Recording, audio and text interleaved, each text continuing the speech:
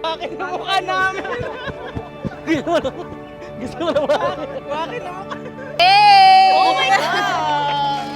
Jam! Oh my!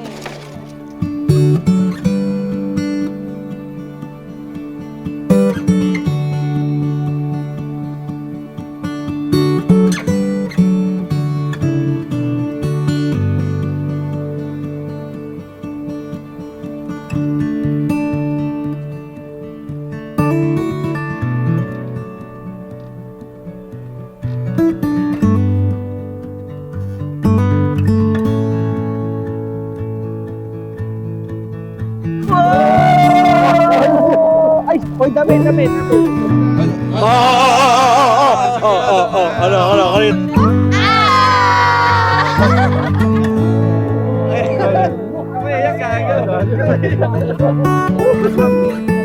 Wala na kami sasabi. Jemaline! Jemaline, sino yun? Diana! Oh! Mada!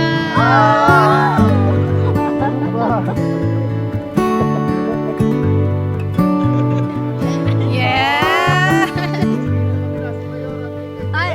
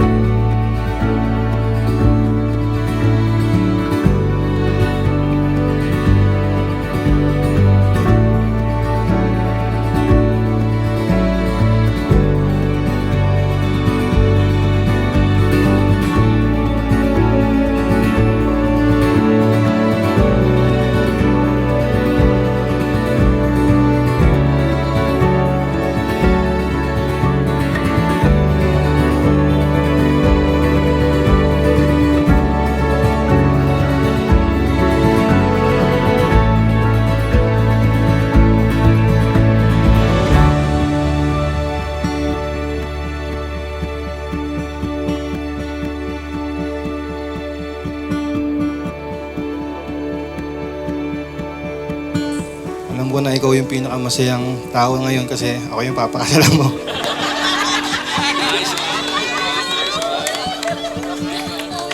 Pero siyempre, mas maswerte ako. Salamat kasi lagi kang... nandiyan para sa akin. Kasi salamat kasi sobrang laki ng tiwala mo sa akin kahit hindi ko yung nakikita sa sarili ko. Pinakita mo din sa akin na ang dami ko pang pala pwedeng gawin sa mundong to at sa buhay ko. Tinanggap mo kung sino ako at kung ano lang ang kaya kong ibigay basta ang malaga. Masaya tayo. Hindi ko man pinapangako na magiging perfect husband ako. Pero gagawin ko ang lahat para mapasaya araw-araw. Lagi mong tatandaan na nandito na ako sa tabi mo at sasamahan ka sa lahat ng journey mo, ups and down. At pangako sa'yo na alagaan kita at mamahalin ng sobra. I love you ba?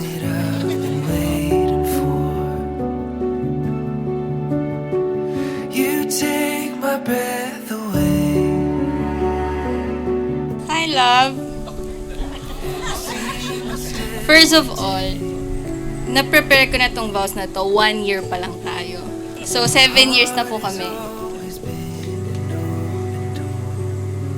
So, this past few months have been so stressful for me.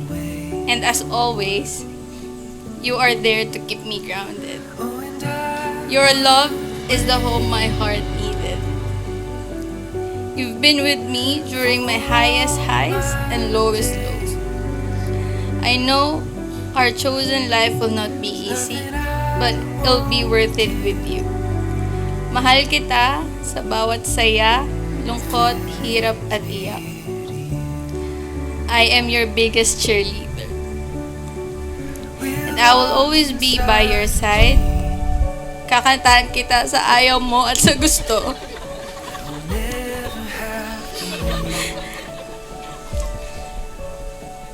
I know I give you tough days, but know that I love you with all my heart. I vow na ipagluluto ka after a long day of work, pero ikaw yung magugas. I can't give you the world, but I can promise you all of me. As my veil says, I promise I'm yours always and forever. When God answered my prayer, alam ko na agad that you're the one. I can't wait to be your wife. Mahal kita, Baba. Ang singsing na ito Biel, ang singsing na to ay taus-pusong ibinibigay ko sa iyo ay taos-pusong binibigay ko sa'yo bilang tanda ng katibayan bilang tanda ng katibayan ng ating tapat na pananampalataya bilang ng ating tapat na ng ating tapat na pananampalataya at mamamalaging pag-ibig. at mamamalaging pag-ibig. Oh, and I would wait for all my days. There's nothing I won't do if it leads me here to you.